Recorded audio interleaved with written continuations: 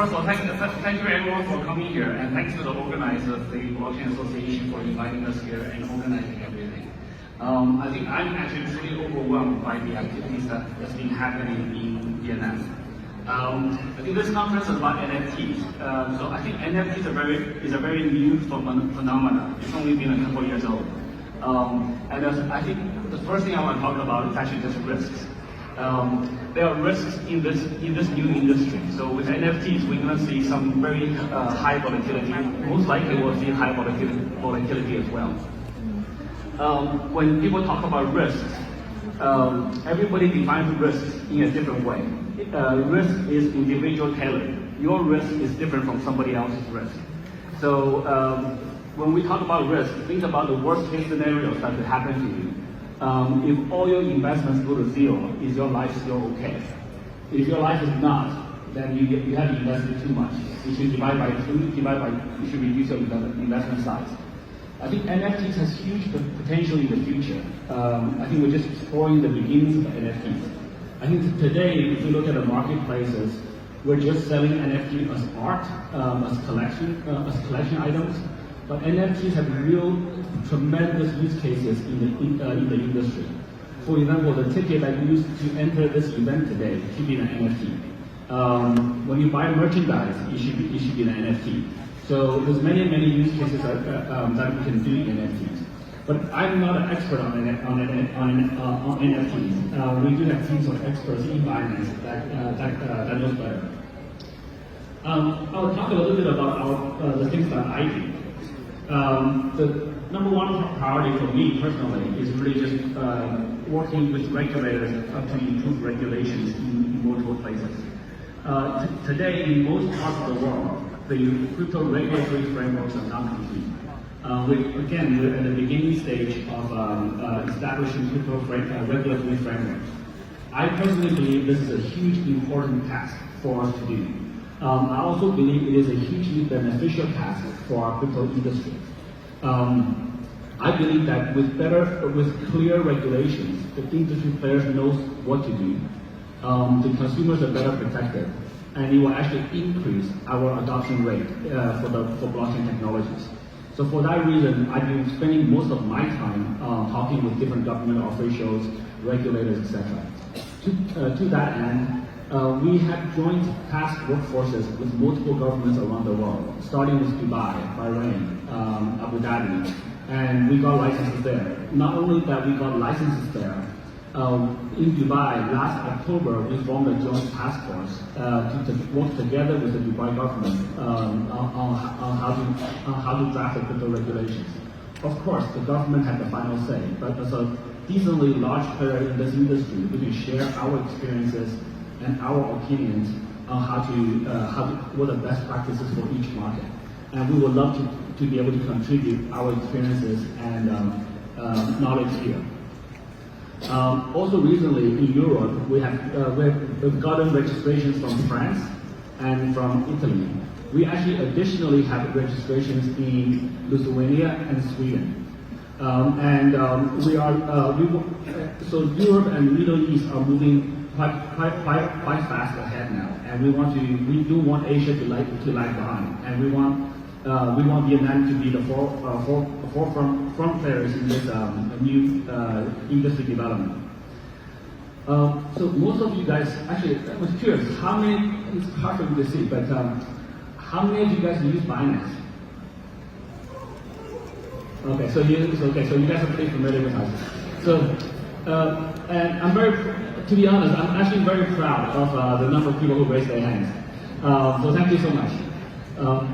So Binance is a global player, but we become globally successful because we want to go local.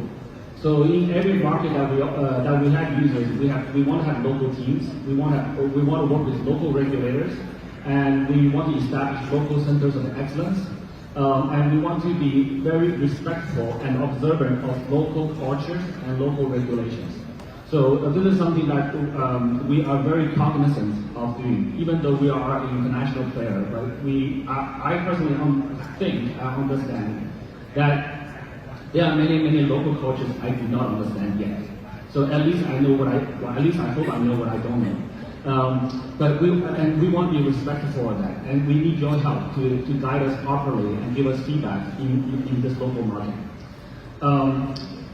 I think typically in most markets we will do a few things. A regulatory framework I talked about. The regulatory frameworks are actually not our growth limiting factor. Our biggest growth limiting factor is our ability to hire people. So we cannot hire people fast enough. That's our biggest bottleneck for growth. So in every market, we're looking to hire people, especially engineers, marketing people, customer service people, almost every role, legal, compliance, etc. So if you are interested in working in this industry, please do apply to Binance. Binance has a very unique working culture. On certain things, we are extremely strict. On most other things, we are what I call a managed chaos structure. So on compliance, on ethical standards, on the rules, we are extremely strict. On the what projects you can do, your working hours, how you organize your day, how do you do your work. We are extremely relaxed. So it's very chaotic. But I actually think chaos is a feature. But for chaos to work, we need to hire very passionate people. We need to hire very good people. But chaos actually is a feature. When we hire them, sometimes we do get low caliber people. In a chaotic environment, it's very easy for them to slack off. And that's actually not too bad, because when they do, it's quite easy to identify them. So we don't need to have a boss that checks with them every day, every hour. And we let them slack off for a week, a month. 3 months later, we will know that that guy's a bottom performer, and we're typically like asking to go. In addition to jobs, the other thing we do very heavily is investments. So we just announced a $500 million labs fund, Binance Labs Fund 2, which is not a big size number in our industry. So, but we feel that that's more than enough. Again, in our industry today, the limiting factor is not how big your fund is. The limiting factor is how can we find those really good projects. So again, we hold a very high bar for our investments, and we would like to continue to invest in local economies, in local projects, both in the blockchain industry and also we're venturing outward to the traditional industries. So just to give you guys some background, Binance Labs 1, so the investment we've done in the last 3 or 4 years, we've invested about $130 million in total into about less than 100 projects. Today, the measurable, public measurable portfolio value, either in tokens or in later rounds evaluations, is more than $6 billion. So we've done actually 50-60x over the last couple of years. And many of the investments were only made like 6-8 months ago. And today, the crypto prices are a little bit lower. At the height, it was $12 billion portfolio value. So we want to do more of that investment locally in Vietnam. I think Vietnam has a very strong engineering culture, very strong talent, very strong startup scene, and we want to increase that. And this is one of the killer apps for blockchain, which is global fundraising. If we want to increase the country's foreign direct investments, FDI, raising money using a blockchain, you will raise $10, $20 million for a brand new project in a matter of days or weeks. From your users or investors all over the world. And this is something that can be used for good. Many people abuse it, but with proper regulation and proper guidelines, we can make this work to the benefit of the local economy, which is actually extremely important. I view helping entrepreneurs as one of the key things to drive new economic growth. So we're also venturing into the non-crypto businesses. This is why 2 of the public deals that's in the news. We're participating in the Forbes deal. We're participating in the Twitter deal. Both deals are multi-$100 million deals.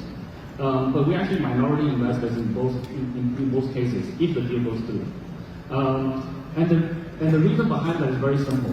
I think we're in a position to look at traditional industries in sector by sector. In each sector, we would like to identify one or two strong companies, and we would like to invest in them.